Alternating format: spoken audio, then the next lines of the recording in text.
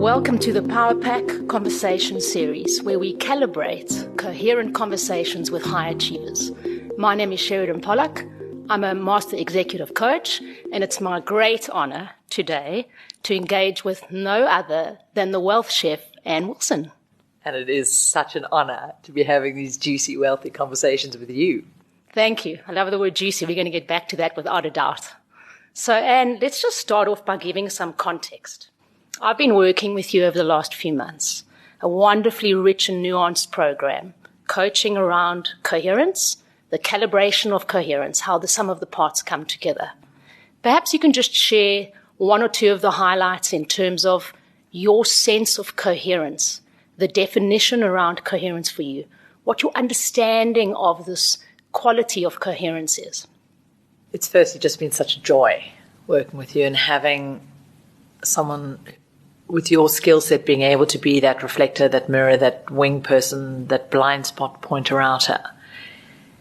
Certainly for me, at a stage in my life where I've got this privilege of being able to really drop into what do I want to experience in this exquisite thing called life, and what do I want to get from it, having a lot of the foundational elements of money, wealth, certain levels of achievement, and in this real beautiful side of what do I want, and what is enough.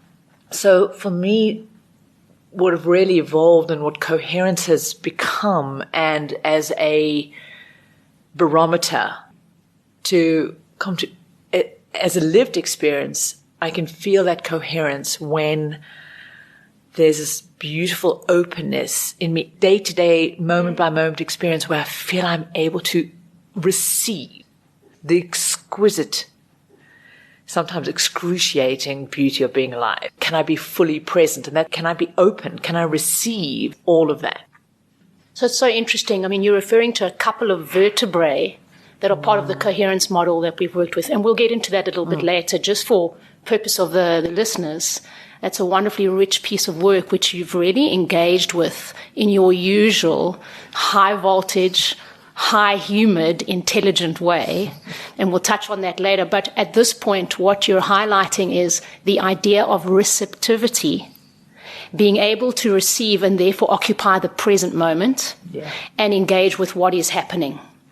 So the idea that coherence is the sum of the parts coming together in an optimal way.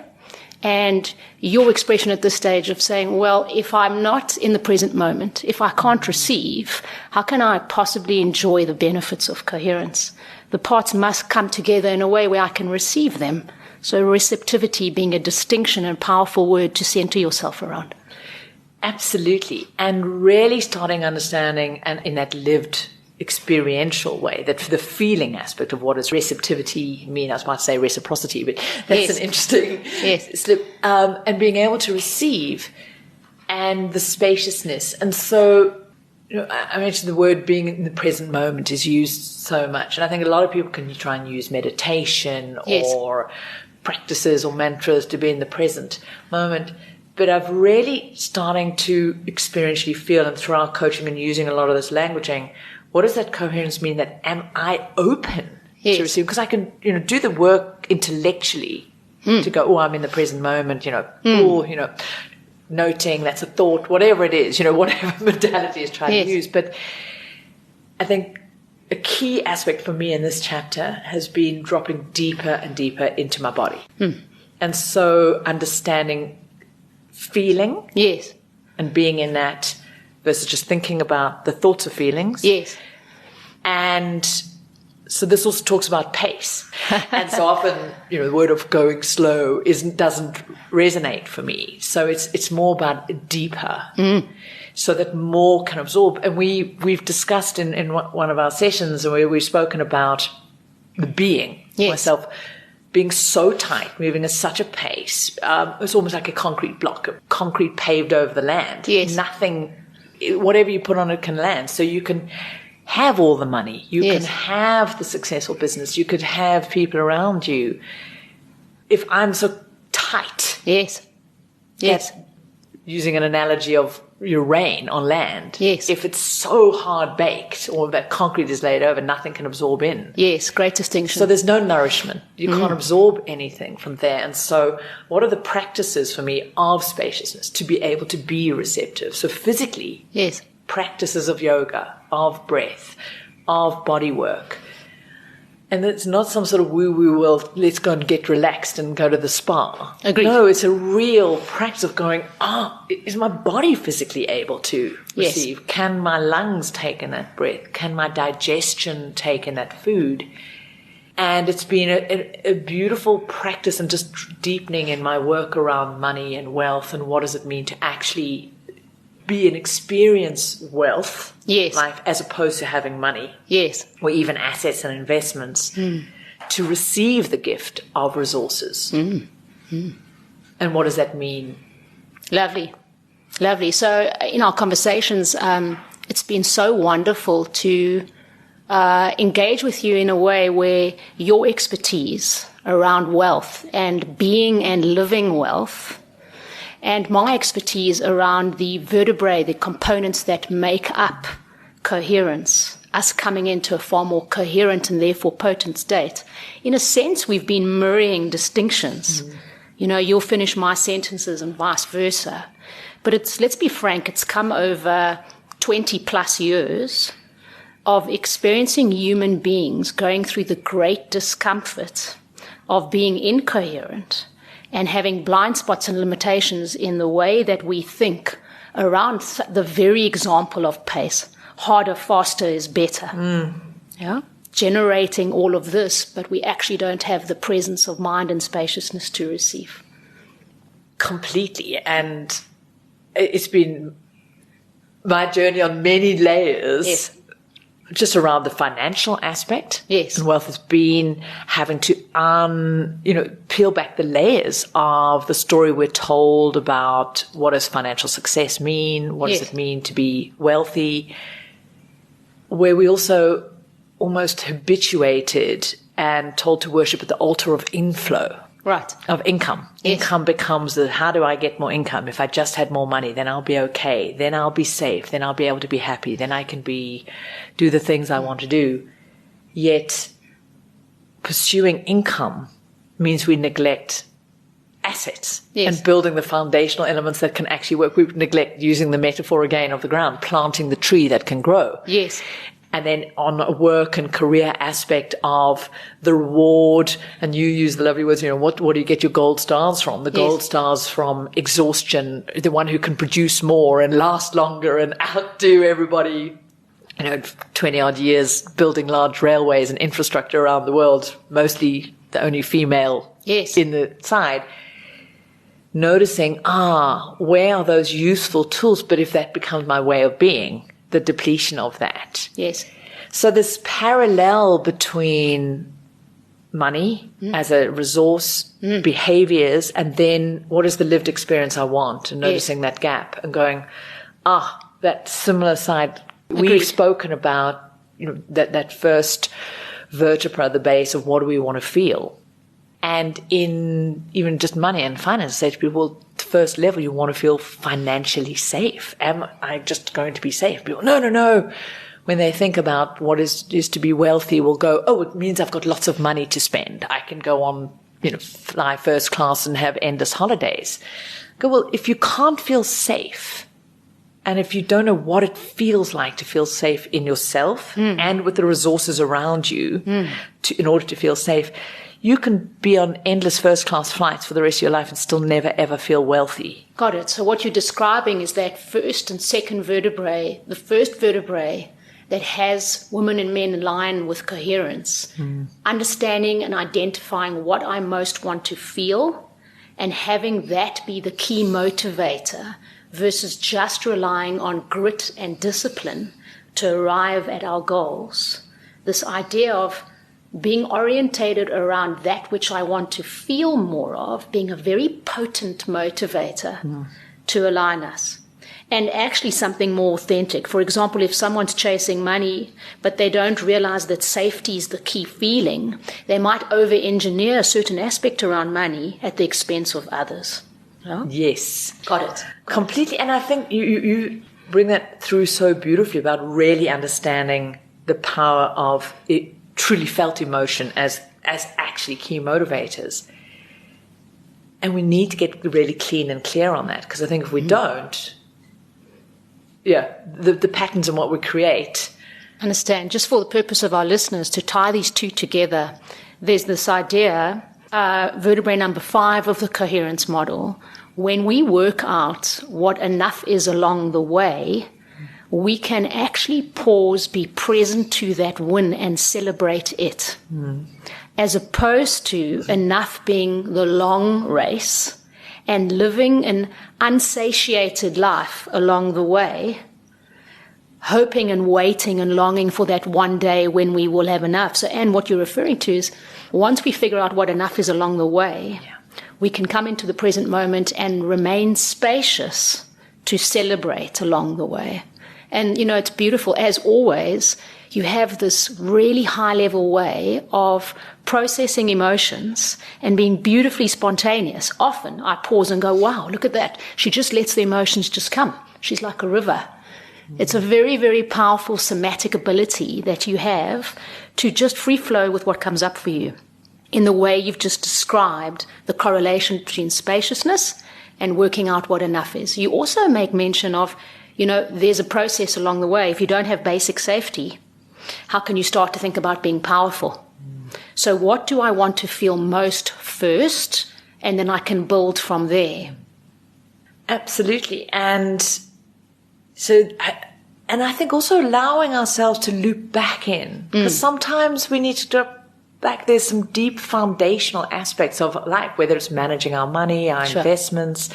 I think there's core elements that, and instead of it being a judgmental thing, I've really sort of worked with you, that the self-compassion, the kindness, with going, this, it's an ecosystem, and I'm moving my hands around, and if you describe going around in circles, I think sometimes we can also be caught in not only the obsession at the altar of income, but that also wealth, success, a life well lived is some linear journey of ticking off tick boxes. Now I've got that. Now it's the next thing. And so there's this endless climbing a mountain. But it's far more ecosystem, far more circular, and coming back and checking in. Where's my safety? Where's my creativity? Where's my power base as these expanding circles? Yes. And that as I've certainly for myself, as my wealthy life has expanded, both my net worth, but my experience of my life, my ability to receive and contain just vast wonder and abundance and joy and experiences and elephants and everything else. I do have an extraordinary gift now that I'm able to receive vast, just amazingness of life. So the idea of repeat cycles, richer, more intelligent, more wise cycles, revisiting distinctions as filters of upgrading my way of being, versus this linear approach to success. Sure. And that speaks to your nuanced and very experienced view and work around wealth as the wealth chef. Because as we all know, we head on our 40s plus, I'll speak for myself, that we do revisit distinctions on a deeper level in accordance with our consciousness and our experience and our courage to really look and say, well, how helpful is this idea around enough for me? Have I visited it? What can I bring to this conversation this time round? So let's pan out. Let's go satellite. I use the word of satellite, more optics on ourselves, on our businesses. We're having quite a tank conversation. Metaphorically, we're going right in there in some of the vertebrae that make up this notion of coming into a state of coherence. Let me ask you about your runway as a wealth chef. So you are very accomplished. You've had some great runways in terms of exposure to the market. The market's been beautifully receptive. I've actually heard about you over the years. It's quite interesting, and yet we've never met. And then we get to work together. But give the listeners an understanding of where you're moving from and where you're moving to in terms of this exciting launch that's coming up, the product that you're exposing to the market now, and where you, as someone pretty nuanced in the space, is wanting to hang out more. Love it. Thank you. So the key driver and motivation for the Wealth Shift was really about going, how do I provide a set of skills, tools, exposure to add to and give people a set of resources to actually create real sustainable wealth. Yes. Real and sustainable and wealth, as opposed to a brief sugar spurt of feeling rich for a moment. They're fundamentally different things. And not just at some sort of mindset concept, but as a lived experience. Money weaves through every aspect of our life. So as a very practical set of skills of how do you actually manage your money? How do you notice, do you have, flow through patterns? What's actually going on with your spend? How to behaviorally be with it, plus practical tools to have more. And then how do you invest? How do you create assets? Do you even know what they are if we've just always taught to earn? And that came from my own journey of really going, hey, if I want to be fully in life, but I'm constantly either anxious and stressed around it, don't feel safe, or endlessly have to churn, then I don't have coming back to that spaciousness, I don't have the energy, I don't have the space, don't have the choice to be with my ailing parent when I want to, or attend that kid's thing, or go and experience life. I can't experience life, so I can't be available. So, Anne, I'm quite curious. I see you make a distinction between the term wealthy and rich. And, I'm just dying to hear how you understand and package those two distinctions. I'm assuming that we often collapse them, that's your take. And so rich versus wealthy. My goal is for everyone to live and experience a deeply wealthy life. But wealth is often what we don't see. And whereas rich, in my definition, is what we do see, and often is what is perceived as wealthy. But it can lead to the highly consumptuous life and depletion and ensure we never create wealth. Yes. If we believe what wealth is being rich. So it's easy to be rich in 5 minutes. You can go, if you've got access to credit, you can go and get a whole lot of debt. You can buy a whole lot of stuff, shove it in, and go, people are like, oh, look, they're rich. You can go and spend money and hire a Ferrari for an hour and go up and down the high street, and people go, oh, you're rich. So for me, there's nothing wrong with wanting rich experiences. Yes. Those consumptive things. Yes. I love nice stuff, Decadence. bit of bling, bit of decadence, whatever label you want. But if we believe that is going to give us sustainability, yes, and the freedom of choice and opportunity and safety and ability to live life fully, this is where most people just end up in this depletion cycle of spending. It's a bit like a sugar rush. Yes, yes. Whereas wealthy and the habits that create wealth are the things that aren't seen. Wealthy is the money that isn't spent, and it's the money that instead gets converted into assets. Understood. Wealthy is that pause and that decision of, I'm going to spend this money now. Does this really serve me? And how do I get the nourishment from that? Is it aligned to what I really want? Wealthy is having that cash safety net and not always living on that financial edge. So wealthy is also beautifully boring. And I often say, boring is beautiful. That's interesting. Because it's not the stuff that's going to, no one's going to notice it. No one's going to go, wow, find sexy. But the irony is the deep-seated base of wealth, of assets, and just the structural side, investments, assets that can work and grow without us having to work. The wealthy aspects of the habits we have of making sure there's always a bit more money, about having safety nets, about having protection in place, then allows us to actually live a sexier, juicier life. That's the paradox. But if we can focus on creating wealth, that allows us to have more of the rich stuff. Got it. So but most people go after rich and never create wealth. Got it. So you're describing then that wealth is a coherent view of one's resources. It's looking in a coherent way at all your resources versus the fast accumulation. And our actions around those resources, very aware of how we spend them, our time, our energy, our money. And how we're spending those. Are they creating things that can keep serving us? Or are they one-hit wonder, sugar rush hits? Fantastic. Very powerful distinction.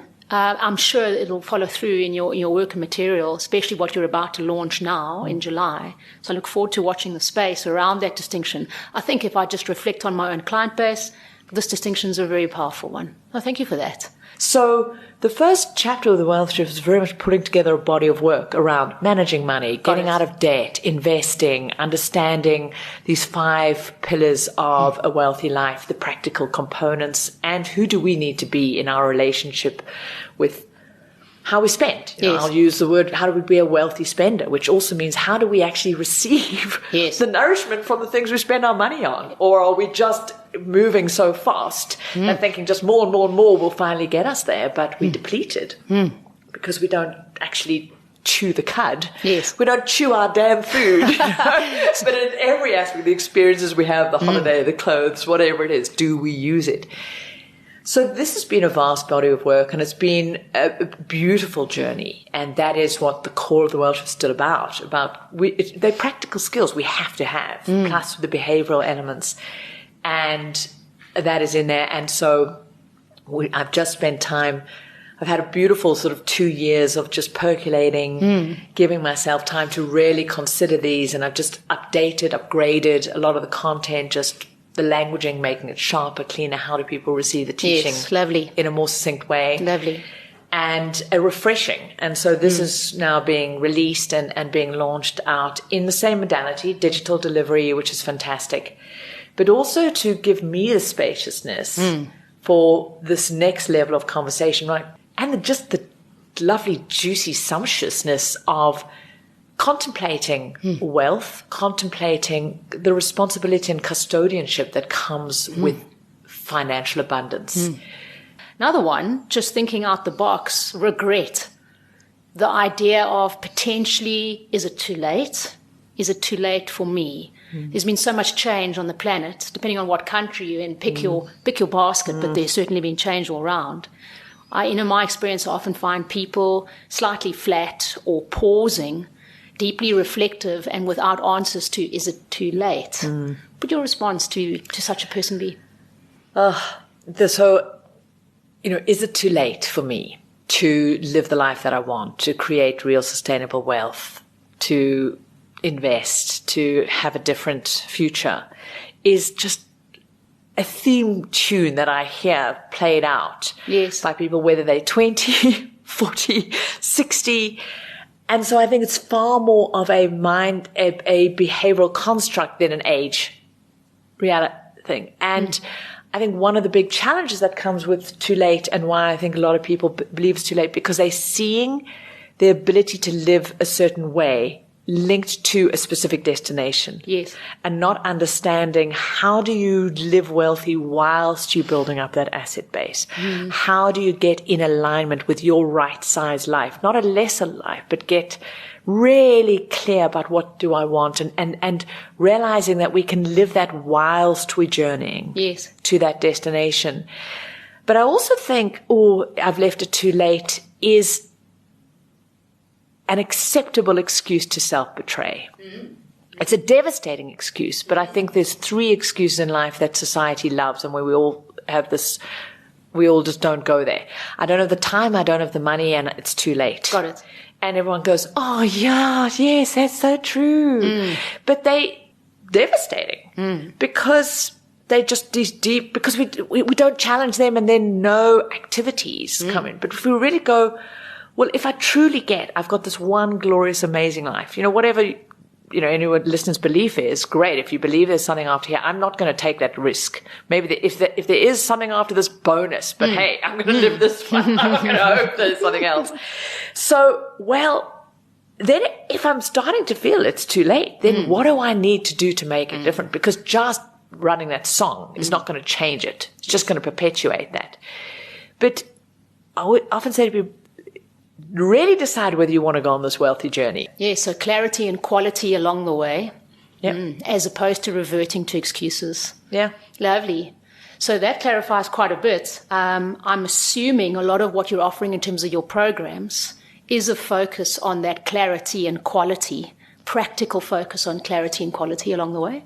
Absolutely. I mean, one of the things firstly, you're going to say, people say, oh, you want to be wealthy. Yes. You want more money. You want financial freedom.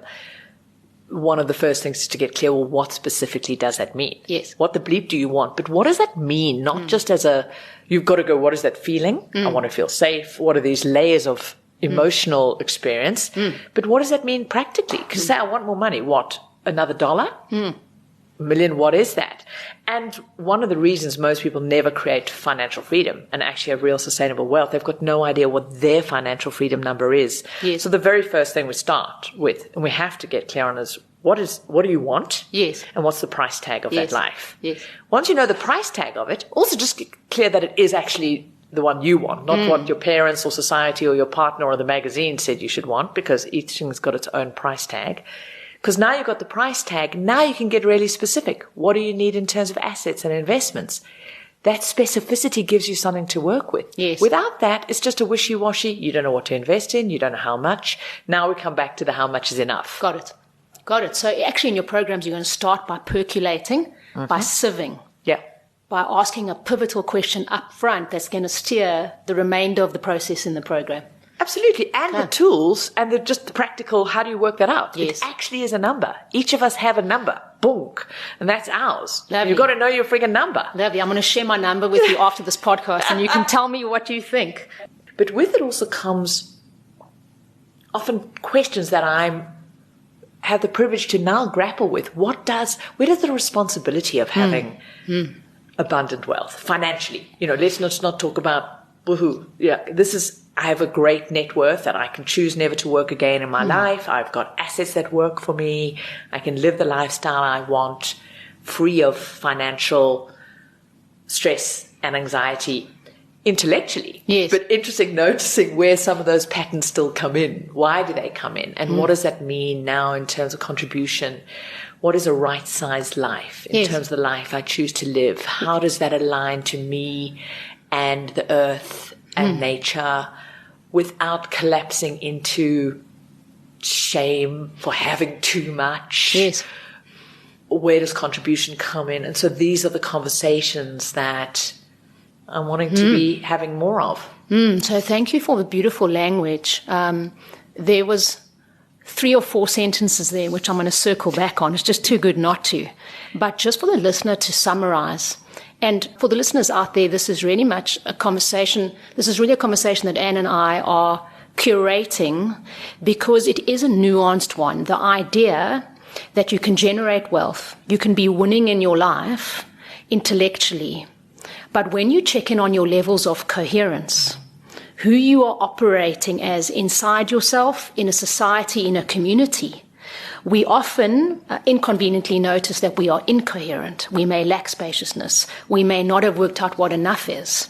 We might not be in touch with what we genuinely, deeply are longing to feel. So there's this system of checks for those that have reached a certain state of wealth that they can maintain quite comfortably to go next level with. And this, to me, is the space that you are wanting to contribute to have high-level discussions with men and women in business around to say, guys, we're operating at a level. How responsible and clear can we be around our own coherence levels before we enter the complexity around how do we contribute? How can we be a custodian? My question is, if we're going to be custodians, we need to check our own coherence first to see that we're contributors, not contaminators, because of the lack of it. I love, love, love that word, contribution, not contaminators. And it's so nuanced and subtle, but it's this coherence. And for me, a huge part of that is for me to even know and be able to say, hey, am I coherent now? I've had to really watch pace. So pace of output, but pace of consumption as well, of input both ways, of allowing spaciousness to actually, for me to be able to absorb, notice, and get that spaciousness or that just perspective Yes. of, from whence am I coming from? Because anything in itself is neutral. It's a bit like tofu. Money's tofu. We add the flavor to it. I didn't know you were a fan of tofu. Not at all. I like the flavor you can add. And this is what's also, can we also allow money, to be as bland as tofu? But we own that we bring that flavor. Sure. So that bitterness or that contaminator to it. It's neutral. And I love what you've just said, that, and I'm really just chewing on that as yes. My brain's just loving that model. Because if we're coming from depletion or anxious, and now we're going, I'm going to contribute or I'm going to make a difference, poverty or whatever. If it's coming from us not feeling enough and an attempt to seek worthiness or an attempt to seek validation or an attempt to seek fulfillment through that, as opposed to it coming from already being full, complete enough, as an expression of that coherence. Yes, agreed. Let's pan out. Let's go north to the bush. Because for the listeners, Annie's building an incredibly beautiful space. And if you're lucky enough, you may have the opportunity to pitch up there. I certainly will be on the waiting list. Absolutely. And the nuance here is that Anne and I are both building homes at the same time. So there's a bit of cross-pollination in terms of the pace and rhythm of that. It's both a great metaphor as well as a real story around how do we carve out ecosystems that support us to remain coherent. And therein, how can we be custodians of those spaces down the line? Maybe share with the listeners a little bit about your project and your intentions for the space, as well as the way the space has impacted you and your coherence. This whole project has been a beautiful experience and experiment in almost this next level of enough, but also trusting.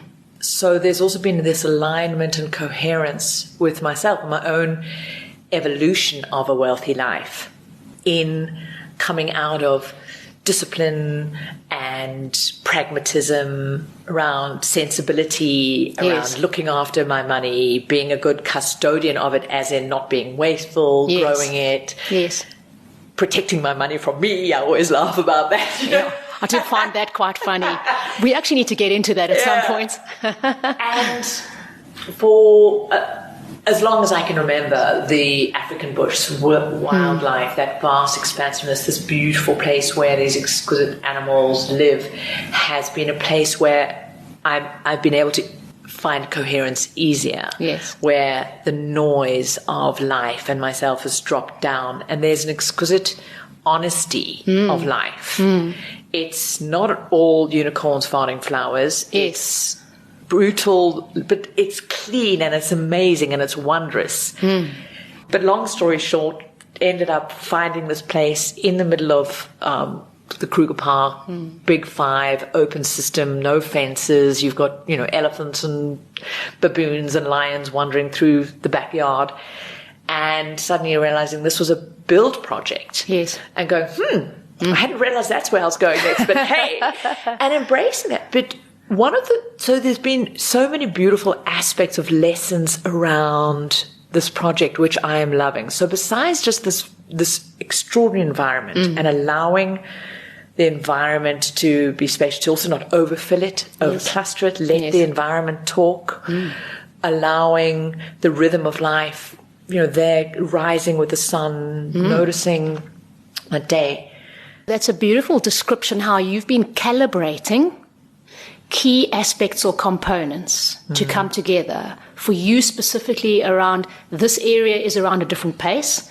Quite frankly, it has different rules too. Yeah. Nature it's not too concerned if Anne's doing yoga on the deck. If the elephant wants to walk by, and by the way, for the listeners, there's such beautiful footage, which maybe Anne would share with her community. So maybe to have a look into that, of Anne engaging with wildlife there. But the aspect of pace and having to edit her pace to accommodate an ecosystem, to bring herself into coherence, to actually receive the space, and then staying committed to what you most want to feel out of creating the space, honoring that regardless of setbacks and, left and right wing aspects that come in unexpected. Beautiful. So beautifully put. Okay. Yeah. Okay.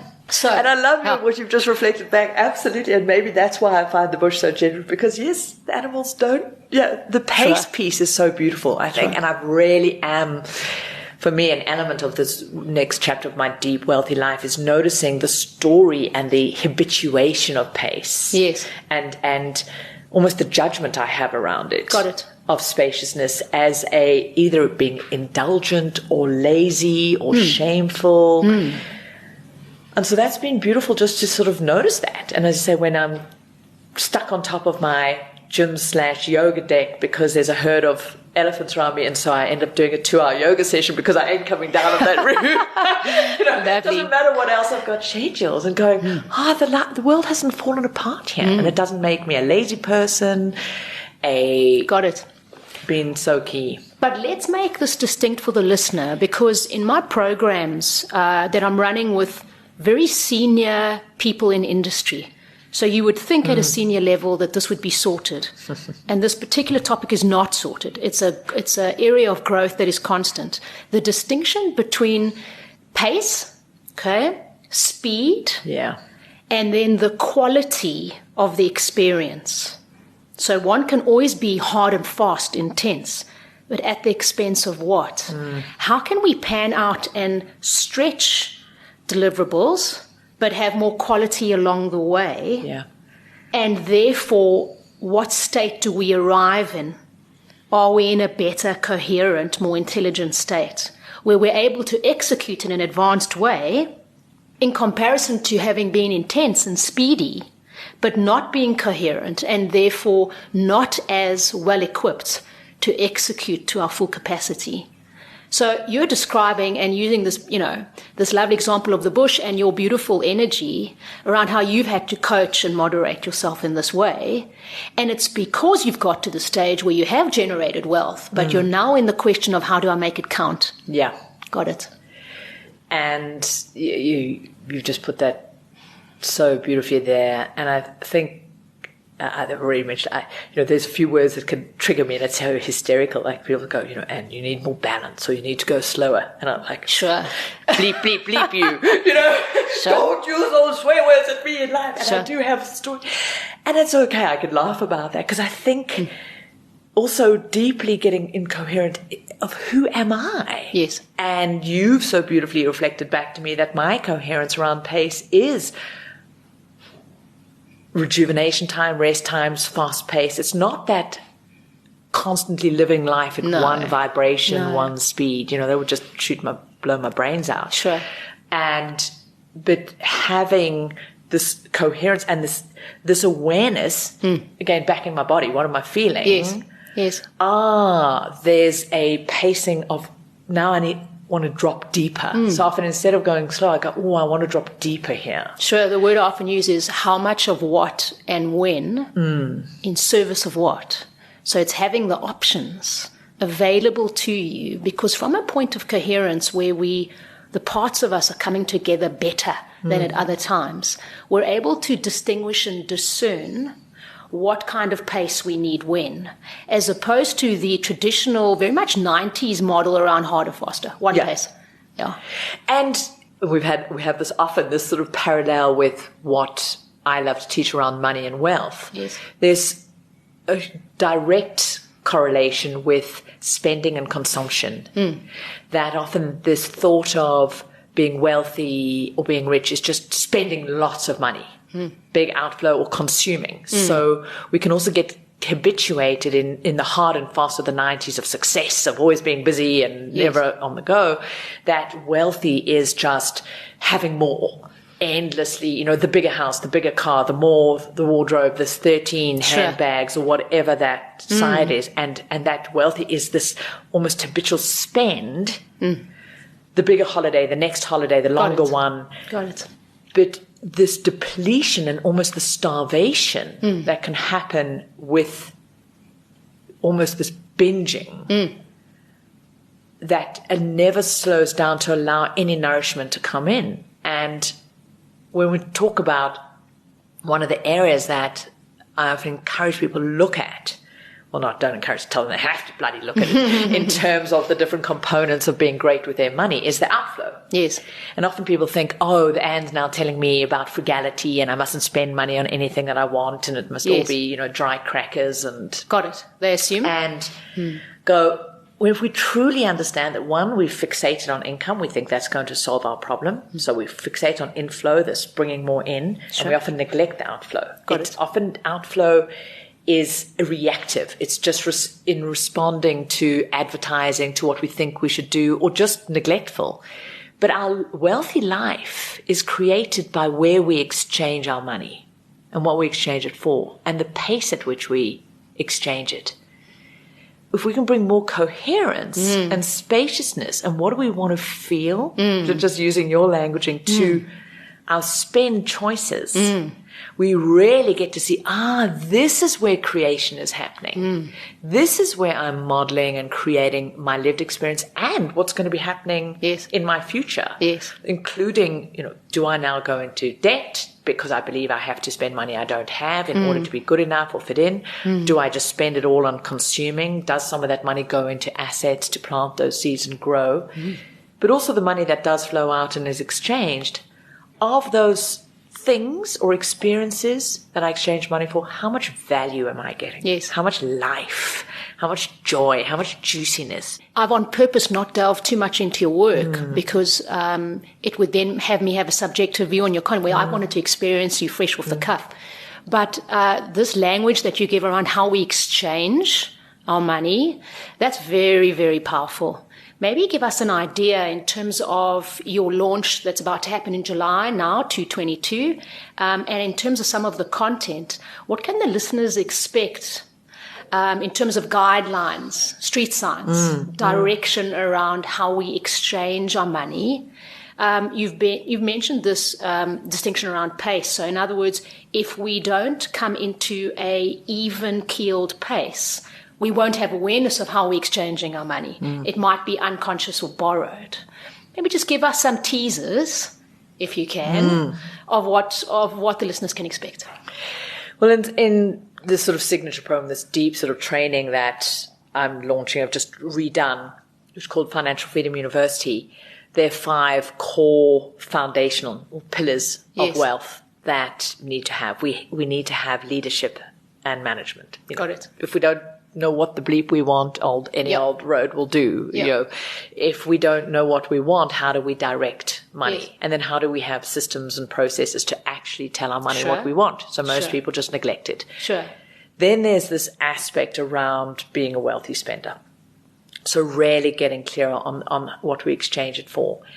And a lot of it comes back to we've got to slow down enough to know what the bleep we want. Agreed. The courage and the safety. To almost sit with the truth that we're all freaks. Thanks very much. Exactly. When I've had to drop it to go, it's okay. My blend of what I want from my life is my freaky, weird blend. It's mostly not going to be what the magazines say wealthy life is. And so the safety and the courage to drop in and owning that then also deeply reflects what we exchange our money for, because this unconscious or this depletion spend is so often related to what we think we should have, our parents or our society. So this inner game, but then just practical tools of how do we automate the things that are generative for us, and how do we make manual the things that aren't. So how do we also put behavioral stops in place to help us to notice what's going on. Whereas unfortunately our society and so many of the things are created to automate our unuseful, our depletion spend, that one-click upsell, that your automatic payment card shoved on your Amazon if you've got a habitual, e-commerce spend, versus yet most people make their investing manual.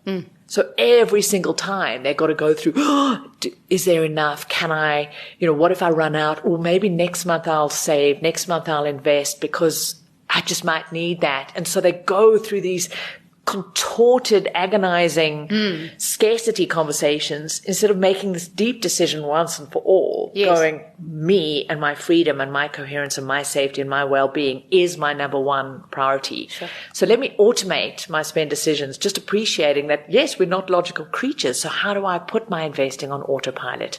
How do I make that decision once properly and then put my systems and processes in place to support Got it. it? So what you really so describe. we invert those.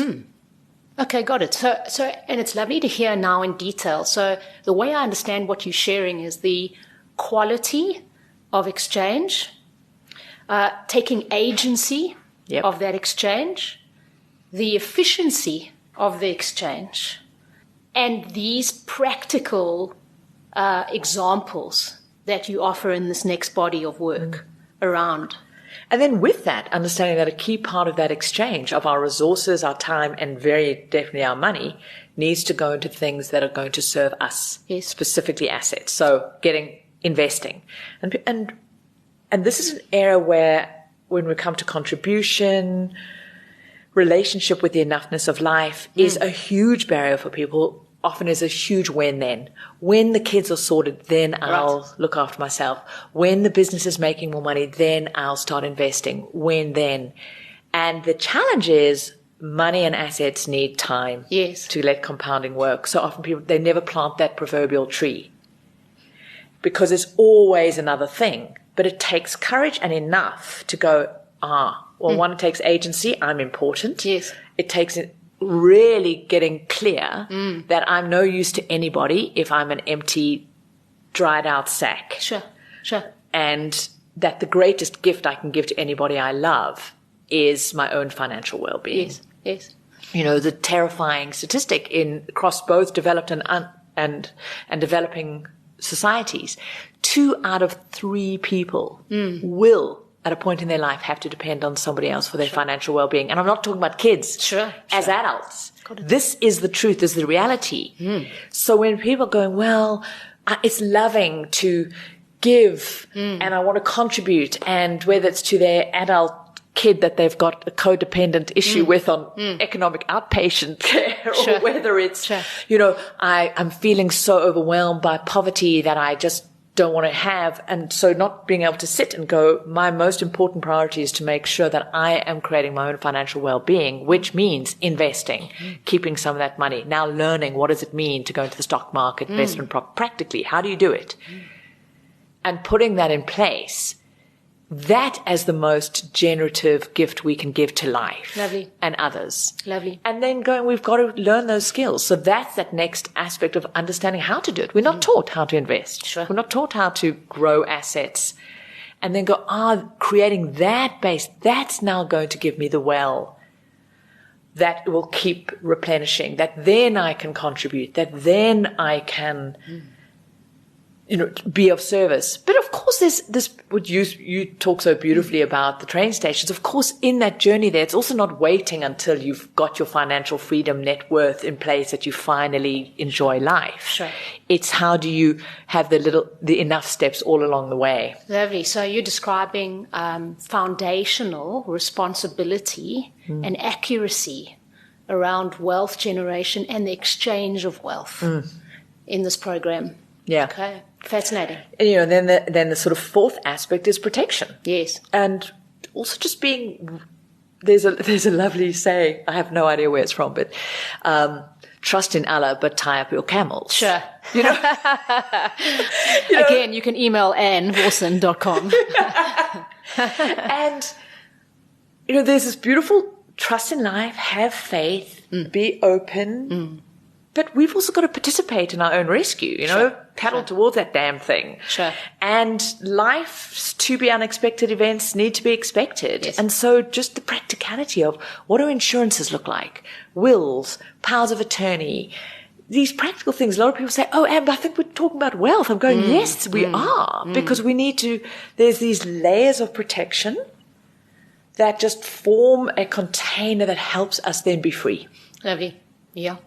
So what do those involve? And then ultimately, how do we bring this whole piece, the who we are, the self-mastery, and really getting that wealthy is a way of being, yes, not a destination. Lovely. So you're actually encouraging a real comprehensive look and upgrade around both how one views one's wealth, how one generates and spends one's wealth, you use the word exchange, and then this added component of, whilst one is doing that, how coherent and self-aligned, self-responsible are you, as a way of understanding, well, in service of what kind of state do we want to arrive at this wealthy place in? Yeah. We can have a good giggle about that, because maybe 50% of the people we know are not in great states, maybe particularly wealthy. So it's this humble and humorous look at all of us to say, is it time for an upgrade, folks? Yeah. And as we're on this journey checking in, and it's so easy for it to drop and sound like these trite little Hallmark card phrases, but it really is checking in the whole time. If I'm literally, there's that lovely phrase, I'm living my future's past. If right now I'm building my future, am I building what I want? And that includes me, my physical being. Yes. If we arrive at that now, yoo-hoo, got my financial freedom number, I've got my net worth target, my investments are in place, and I'm completely disconnected from myself. I have no idea who I am. I'm anxious. My body is messed. I've got no relationships, and I have no idea who I am. Well, there's nothing wealthy in that. Sure. So there's the distinction. That's not actually comprehensive wealth. No. Lovely. So I'm curious, as the listeners may have well picked up at this point, Anne has an amazing sense of humor. And if you could see her, she's literally jumping around her chair. Next time we'll have to do a video, Anne. We just can't lose out on that. Here's my question is, where do you get your bounce and energy and this beautiful capacity and habit of resetting your energy? Because you make quite a significant contribution to anyone you engage with. So I'm witnessing it right now in this podcast. The audience will witness it when we get onto some video at some stage. Where does it come from? It's such a beautiful question. I'm asked that a lot. I do be on stages, on television shows. There is that side in that place. And I wish I did have a really clear answer. But I think coming back to spaciousness, but feeling and that embodied somatic side, I know that charge that I get from life, I do feel like I've got some big friggin' cable that somehow got put into me. I think we've all got access to it, but I know that recharge, that charge, that drive is far more available to me and flows and fills me up. If I can play back to you the one aspect that I notice, and this is so important when we think of expressing wealth in a coherent way. You're describing embodiment. When I become grounded and I check in and I'm the best version of myself, I experience you as being on top form when you express yourself. When you express yourself, you make a direct contribution to those around you. So it's this combination between how grounded and spacious, how coherent can I become, and then defining how do I want to express myself in this life. And you often present as someone who's loving expressing herself, and those around you really get, a contribution from that. And then I just see this humor pop out, and I think she's in her element. There you go. Very lovely. No, thank you for that. And thank you for that reflection. And something that I've become more aware of, and I think is just, we can use a gift or something innate, but I've become a lot more aware of is real hits of life come to me when I can just notice the sheer wonder and joy in the everyday ordinary. Yes. And so I think there's a part of me that expects joy. There's an anticipation. And just today, I think I mentioned you driving here, there was traffic lights out and there were these two guys directing the traffic. Very ordinary, everyday moment. Yes. But I was there and I was attentive to life. I was looking up and out. I think I do look up and out at life. There's a wonder and an expectation of being delighted. Yes. And so often I am. When I meet people, when I see things. And so I watched these guys. One guy had his little ear pods in and he was booging away while directing. And then I watched them together. They had this beautiful dance. They were supporting people, helping them drive, you know, creating this beautiful flow of coherence and making sure people didn't end up in this jam. But they were there. They were very aware of each other. I felt this most exquisite just welling. Oh, I'm feeling it again, of joy, of life, of delight. And so I did. I wound my window down and I shouted out to the window like, whoa, guys, thank you. But that to me was this exquisite, wealthy moment. It was enough right there. Enough. Got it.